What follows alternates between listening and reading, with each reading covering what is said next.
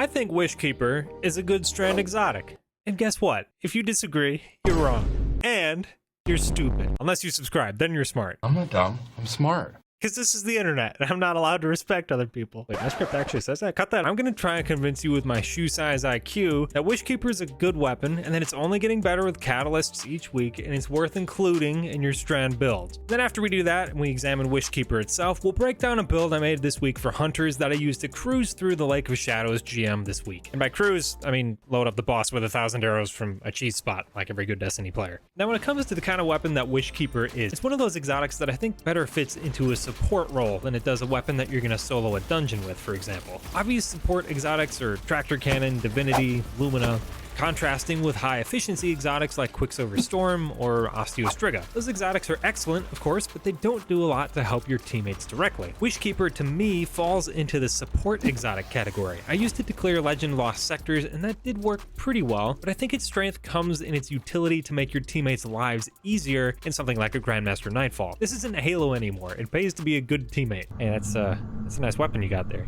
Even in its nerf state, Suspend is an incredibly powerful subclass verb, and Wishkeeper manages extremely high suspend time no matter which class you're playing. The ability to lock down areas and immobilize champions for just landing 5 headshots is significant. It's potent. Kills will also grant another charge towards the 5 that you need, so there's a nice loop there of clearing out a few adds and then suspending the tougher targets. It seems to me that this is the way Bungie intended it, since they also built in a damage boost and a draw speed boost when you damage suspended targets, and this is why I say it's a support exotic, because you're dealing 66% extra damage to suspended targets, and in the meantime also recharging your suspend trap to let you do it all over again. All the while, that champion or major or tormentor is suspended and your teammates can just go ham on it. What about in a solo setting? How well does that loop function?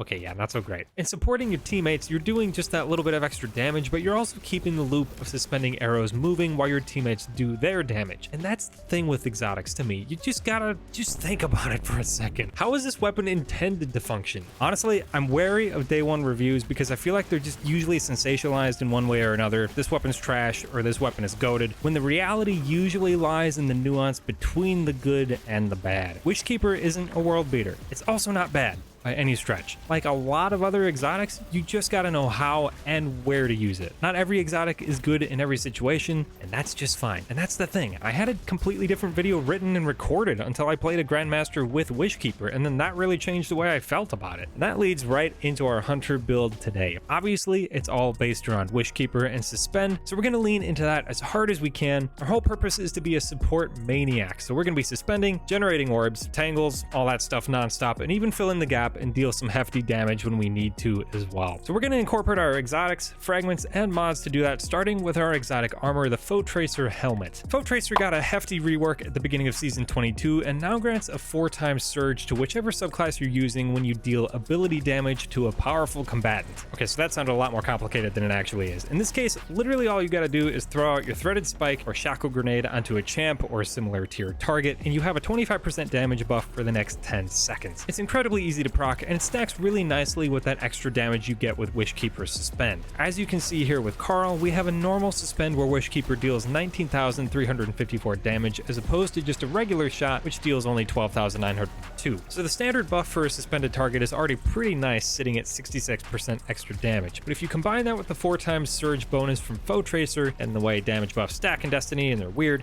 each shot to a suspended major is going to net you 24,192 damage, which is roughly an 87.5% damage increase from base. Again, shoe size IQ, I think my math is right. Now that's game-breaking crazy damage, right? Well, okay, no, not really. But it's pretty nice, and especially in a support role when the whole idea is to land shot after shot, charge up that strand, suspend arrow, that's not a bad deal. And eventually we'll be able to add traits like Vorpal as well, which is going to deal an extra 20% damage, so Wishkeeper will only improve as we further unlock its crafting traits. So we've got the loop established there. We're going to use Foe Tracer for the extra damage, then we're going to use manual suspending with Shackle grenades in Widow's Silk, so we have a double grenade at any time.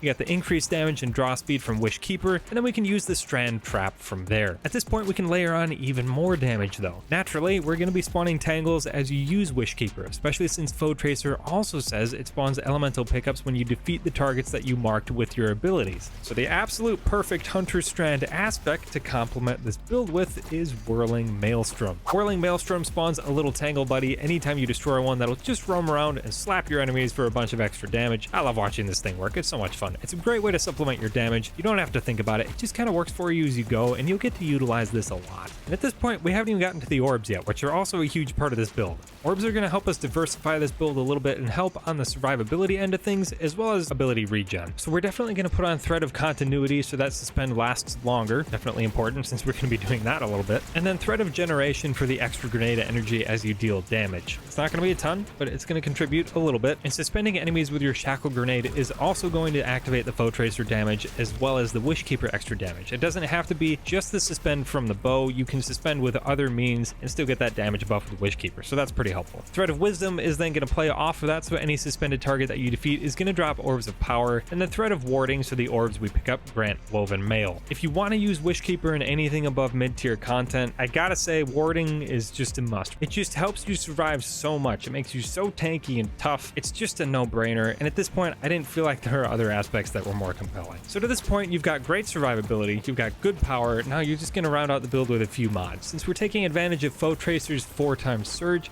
I'd put on a Strand heavy weapon as well and complement that with an ammo finder on your helmet and a scavenger on your legs. Especially in high-end content, you're going to need that ammo, you're going to need that damage. It's really annoying to be stuck with just a bow to burn down, I don't know, the Chimera from Lake of Shadows. After that, we're going to spec into Grenade and Orb Generation. So to spawn orbs, we're going to use Strand Siphon on our helmets, Strand Multi-Kill spawn orbs, very easy to do, as well as Reaper, so anytime we use our dodge ability, we're guaranteed an orb if we get a kill within a few seconds. So at this point, we've got Thread of Wisdom generating orbs, we've got Reaper, and we also have our helmet Siphon mods. So that's going to be 3 easy ways to generate orbs. It's at a certain point difficult not to generate orbs. And if you use Wished into Being from the artifact mods, if you're at like 75% super energy, you're going to generate orbs from ability kills from that. So a lot of ways to generate orbs at this point. So the great thing about that is we're going to be feeding our allies super energy as well as restoring our grenade energy by using Grenade Kickstarts. Grenade Kickstart consumes armor charges when you fully expend your grenade, and I understand you're going to have 2 grenades, so it's only going to activate on the second one, but it's still useful just based on how much armor charge you're generating, especially if you add on stacks